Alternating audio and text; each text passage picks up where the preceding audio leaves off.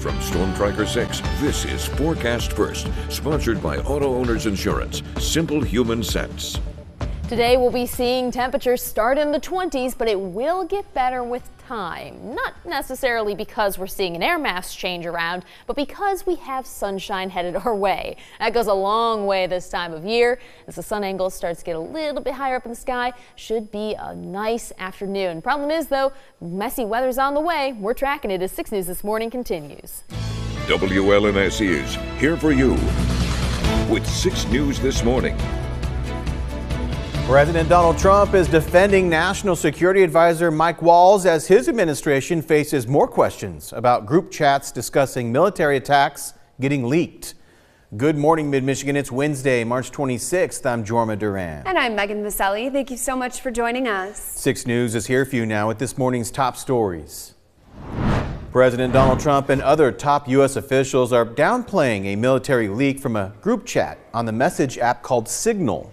And as Jared Hill reports, some Democrats now are calling for the leaders involved to step down.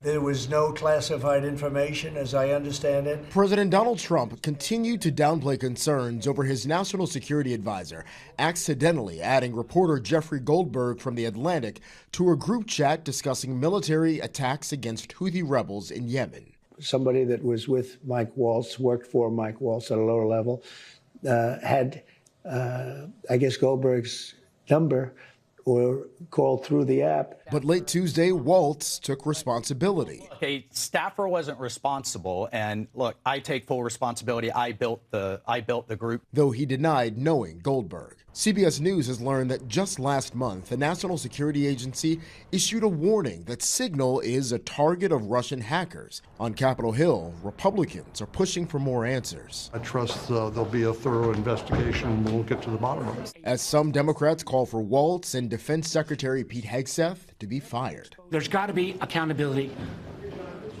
somewhere in this administration. Hegseth is pushing back. Nobody's texting more plans. I know exactly what I'm doing. Amid the conversations over national security, Tuesday, President Trump signed major executive orders he says tackle election security. Orders requiring proof of citizenship to vote in federal elections and barring mail-in ballots received after Election Day. Jared Hill, CBS News. Attorney General Dana Nessel has now joined a lawsuit trying to preserve the Department of Education. President Trump has made eliminating it one of his priorities and recently signed an executive order to do just that.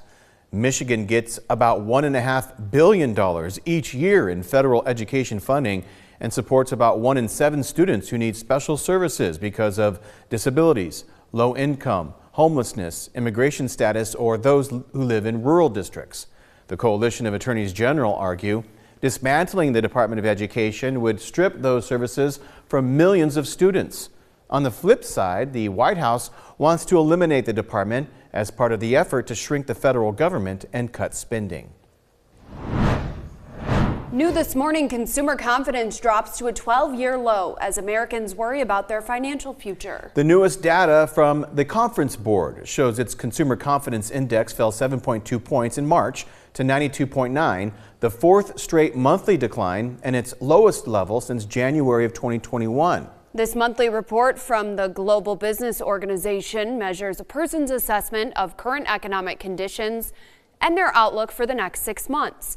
It also includes buying intentions, vacation plans, and consumer expectations for inflation, stock prices, and interest rates. The Conference Board reports the measure of Americans' short-term expectations for income, business, and the job market also fell by nearly 10 points to 65.2. That's well below the 80-point threshold, which the group says is a sign a potential recession is looming. Turning to state politics, State House Democrats are trying to overturn a law involving plastic bags. Back in 2016, Republican Governor Rick Snyder signed a bill that would prevent local governments from restricting single-use plastic bags. That law was a response to a national trend of cities banning those plastic bags for environmental reasons. State House Democrats want that law overturned so local communities can pass their own restrictions. The bill was referred to the State House Committee on Regulatory Reform. Secretary of State Jocelyn Benson reminding Michiganders this morning about the approaching deadline requiring travelers to have what's called a real ID. Secretary Benson says so far more than 70% of Michigan licenses and IDs are real ID compliant. Starting May 7th, you'll need one to fly anywhere within the United States and to enter certain federal buildings. To check if you have one, look in the top right corner of your license for a star cutout inside either a gold circle or the state of Michigan. If you still need a real ID, you can schedule an appointment at your local Secretary of State office. From Storm Tracker 6, this is Weather on the Sixes, sponsored by Auto Owners Insurance. Simple human sense.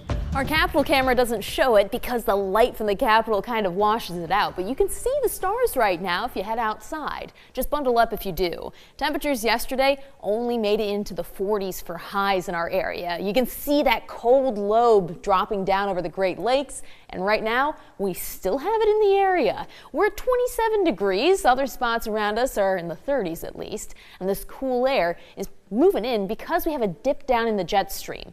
It's not necessarily obvious when you look at radar just from that broad view, but if we zoom in, you can see where that rain switches to snow in Illinois and Indiana. That shows that the cold air behind that jet stream now dropping down, causing a little bit more snow over towards Lakes Erie and Ontario. And for us, there are just a few clouds with it.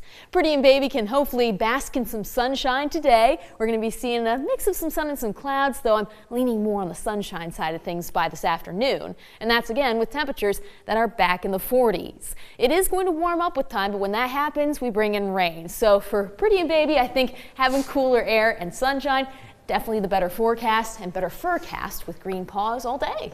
I want to bask. Yeah? You want to just... Yeah, I wish. I don't know if it's going to be hot enough though today. No, I'm the #1 basker. Yeah? Yeah. That is what I'm best at. Is that, can you put an ER at that? I guess you could be a basker. The best basker. I am now. You're such a great basker. It's like how in the Barbie movie, the job is beach. Oh, right. My job is bask. There you go. Nice. I like that job. That's a solid job. Hey. Hey. All right. It works. Well,